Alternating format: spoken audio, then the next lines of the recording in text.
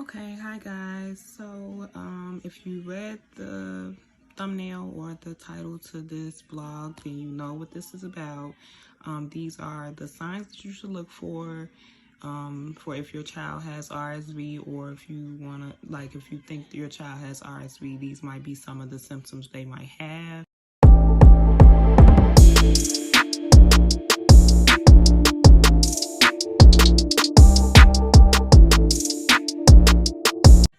As you guys know, my baby Jacoby is in the hospital fighting RSV. He is a heart transplant survivor.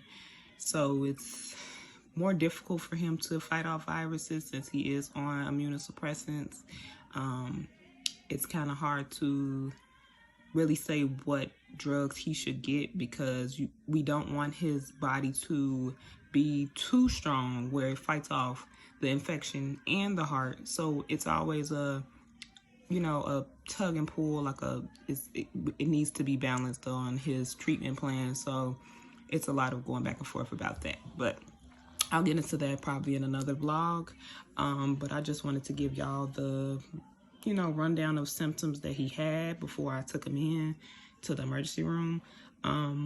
That day he was coughing, like he was coughing that day, and he was also coughing the day before, but it wasn't as it wasn't constant. It wasn't like excessive coughing. It was just every now and then he would start coughing. He was also like coughing, but then he was also like choking a little bit, like when he would cough some of the times. So that was another symptom. As well as he was, as it got towards night, since he does have a pulse ox machine, which is the machine that they would put on your finger. They have those for babies, but they use a little steri strip thing that you wrap around their toe or their foot or their hand to get their pulse, which is like their heart rate, and also get their oxygen levels, which means how much oxygen is going through the body. So during the day earlier, his heart rate was only 115, and his pulse was, his oxygen level was 97. So that was normal for him. I had called his doctor to let them know like he was coming down with the cold. They said, yes, that does sound like he's coming down with the cold. And I was just asking them, what are some symptoms that I should look for if need be, I need to bring him in, which would be, retraction, which is when they're breathing really hard, you can see their like body go like under the rib cage and out really hard. So that's called retractions. If he was more like inconsolable, which is like he's not like, I can't get him to stop crying after they're fed, they're changed, they're burped, those things of that nature, or if they took a nap already so he wasn't like sleepy or anything like that.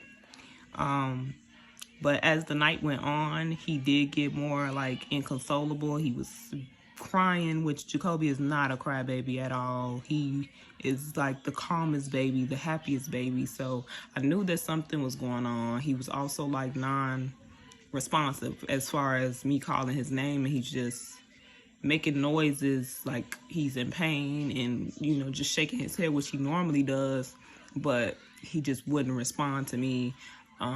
So that was kind of like worrying to me. And also he was when I put the pulse ox back on, his heart rate had went up to 170.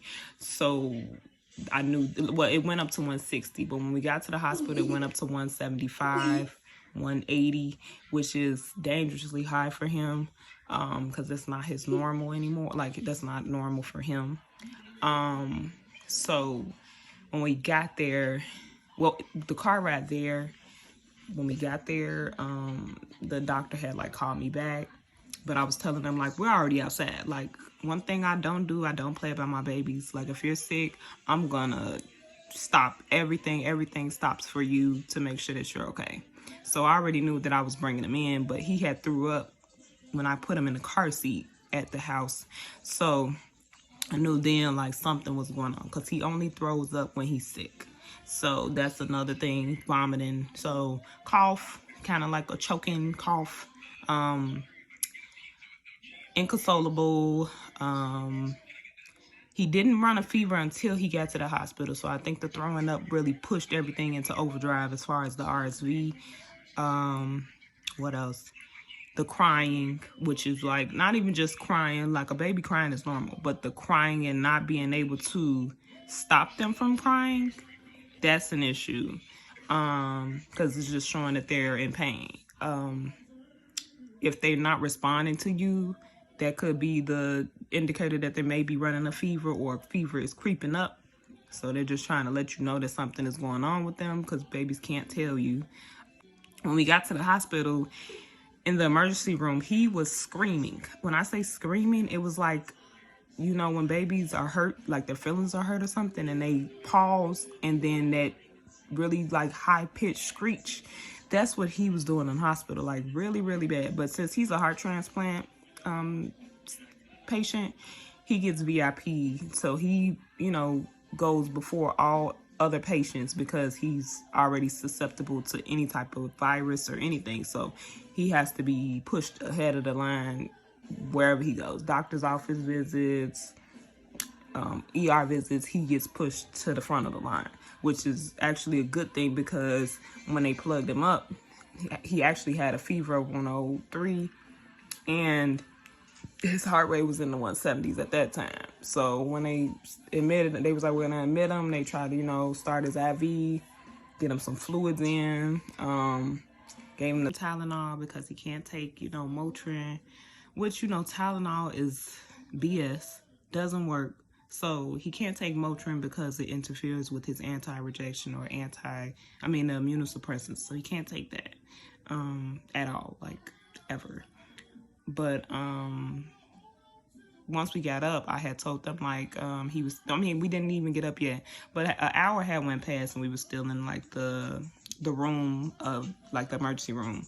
And I asked him like he was still like, I touched the back of his neck and he was still like burning hot.